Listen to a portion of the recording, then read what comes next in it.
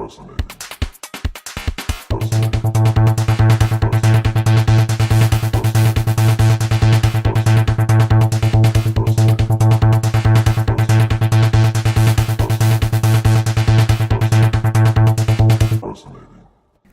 here. Greetings from the Starship Enterprise. Okay, I'm going to share a commentary on the new Star Trek Beyond movie and tell you what I thought of it. Honestly, it was nice to watch, but overall, after thinking it over, I concluded that it had enough suck to make it worth sharing my thoughts. Now, I had high expectations. It came out on my birthday. Star Trek is 50. I'm about that age. Close enough not to care, really. Basically, I and Star Trek are the same age. So it was something special to me. However, it really didn't live up to my expectations, like I said, but other people don't seem to agree. Let's start with the reviews. It got 83% on the tomato meter. And I'm thinking, how the hell did this happen? Damn it, Jim, I don't like it. Well, with the polls voting 50% for Donald Trump, maybe it's just America having its head up its keister.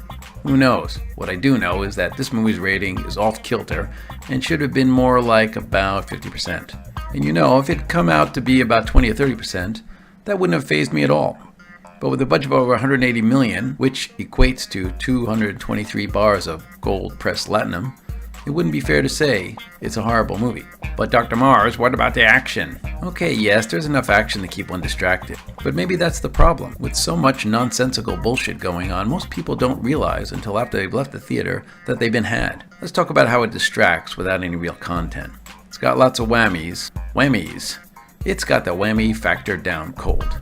It starts off with whammies when the alien sad puppies attack Kirk viciously and... No, not that puppy. No, not that one either. Yes, that one. It's an alien puppy creature that nearly kills Kirk by chewing on his shirt and shoes.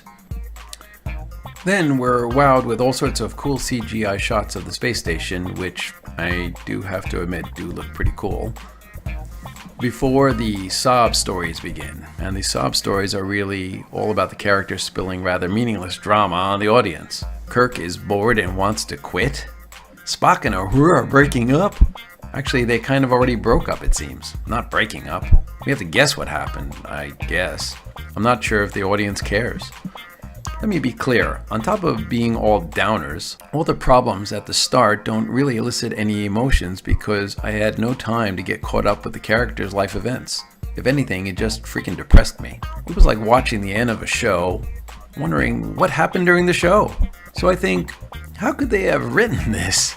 How could Simon Pegg, a genius in his own right, have done such a bad job? Well, I have to speculate here, but I have to say that I had great expectations that this film would have some good humor in it. The trailers were kind of bad, but I had some hopes that jokes were hidden away and kept as surprises to be shown later on.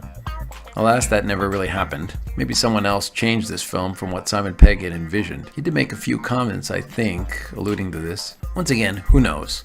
Though, if Simon came out and said he was pushed around and he got permission from the studio to put out a new version, his version of the movie, I'd certainly give it a shot. Wouldn't it be cool if we had Jyla in a club doing some mind-bending hip-hop? Wow, that would be cool. Though, that sort of thing might be possible if Pegg was the director. But with Lynn at the helm, I suppose we may get another version with more Beastie Boy music. Just thinking about that makes me sick. It's a lost cause as far as I can tell. He's dead, Jim. But apart from the lack of good writing, the overall theme of Star Trek seems to have been lost. There's absolutely no sign of philosophical meaning in this movie. Some have said it's about the meaning of teamwork. Really? I'm pretty sure the crew's a team already. They've been expected to act as one and help each other. I mean, that's not something you need to emphasize as something special. But in something like Suicide Squad? Sure, they need to figure out how to be a team because that group had no reason to want to be together. Or maybe I'm getting it wrong. Maybe the writers are trying to see what it takes to break up the crew and make them act like a bunch of crazies. So to do that, they wreck the Enterprise. This is terrible. Talk about downers. And once again, without any reason. Ooh, it's a surprise. They don't see it coming, and it's supposed to be interesting? Well, I didn't think it was. Look, if the Enterprise needs to be blown up, make it for a good reason. Like The Search for Spock, where we see Kirk sacrifice the beleaguered 1701 because his son has been murdered and the Klingons responsible want to take over the galaxy using the Genesis device. For that, Kirk blows up the ship and we watch her and the bodies of the dead Klingons burn up in the atmosphere as Kirk and his crew watch solemnly from the surface. That is a meaningful reason to blow up the ship. Take notes, Simon Pegg. You're not taking notes, are you? So let's talk then about character development. Jayla, played by Sofia Boutella, as I've said before, and I'll say it again, I had high expectations that were never met. They expected me to care about a character that had her family killed by Krall and then had been hiding all her adult life, waiting to get revenge, I don't know, somehow. Really? Once again, her whole life's development had been hidden from me, the viewer, and I'm supposed to care. Once again, I don't. Maybe I could forgive this as Jayla had some really cool acrobatic moves to keep me entertained, but I think all we saw was a few roundhouse kicks. The trailer gave away most of what we ended up seeing, so my worst fear about not using Sofia Boutella really took place. And then there's Krall, the worst character in the movie because we have no reason to know or care why he's so hellbent on attacking the Federation. And even though it's a spoiler, turn this commentary off if you want to retain the main surprise of the movie. Yes, watching the Enterprise get blown up is not the main surprise. The big surprise is that Krall is really the human soldier Balthazar Edison, who was the captain of the Franklin that got marooned on Altamid, the planet all this takes place on. Did you know that? It wasn't even clear to me how he transformed. There's a few hints in the movie that he found some technology that let him suck the life out of people in order to stay alive, sort of like a space vampire, transforming his figure, doing something. I found it all rather meaningless and confusing. And Edison's vengeful attitude about the Federation wasn't clear to me.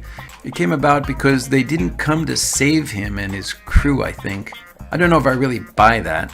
Any crew that gets marooned will not blame anyone for not coming to get them, and that's because after some contemplation, which most marooned people have plenty of time to do, realize that their whereabouts are unknown to the world, or the galaxy in this particular case. Now, if the Federation knew where the Franklin was and sent a message saying, "You can rot there, you no good so-and-sos," well, then I suppose he might have a reason for getting all worked up over the centuries. Where he found alien technology that could get them off the planet real quick.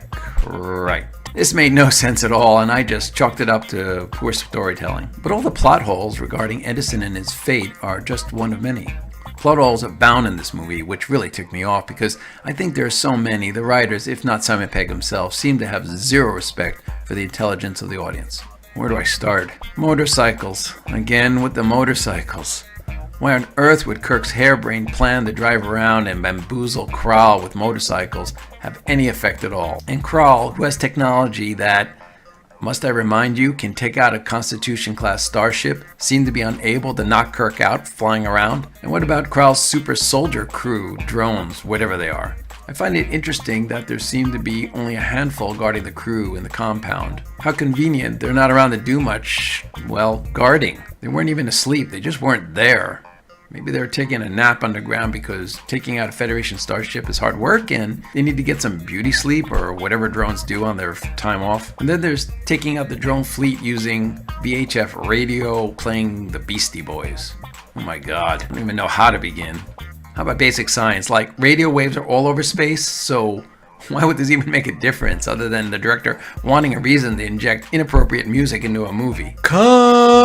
Sorry, that's just beyond common sense. Maybe that's what beyond in this title stands for. Beyond believability, beyond stupid. You know, I could go on, but in the end, the earnings of the movie seem to prove the point. Other than the opening week, ticket sales have been mediocre at best. The movie, as of today, has yet to break even, as estimated by most experts. And that's probably because in the end, while audiences may have some brief enjoyment during the action-packed scenes, the word of mouth generated after film more accurately reflected the quality of the story. People came home and said, "It was fun, but meh." Look, I don't think anyone in Hollywood's going to listen to me, but this movie is a good example about the importance of a solid story. Boomers are brain-dead morons that don't think about anything and just live moment to moment as their retirement clock runs down to zero. I suspect millennials are smarter and make up a bigger chunk of the audience these days. They're not brain-dead, and they think a little while watching a movie. That is why you can't just throw endless CGI at people and hope they overlook coherent storytelling that makes characters real. This Star Trek movie may be executed well by Hollywood standards, and that's what the 83% tomato meter may show. Thankfully, this movie is not bad enough to kill the franchise for 10 years like Nemesis did. Remember that? Star Trek is coming back to TV in 2017. I, for one, will transfer my expectations to the TV show and hope they are learning from all this. Star Trek should be intelligent and be based on some philosophical message. Veering from this is possible, but only for brief moments. Anyway, that's just what I think. Hope you enjoyed all this. Take care. See you soon. Live long and prosper.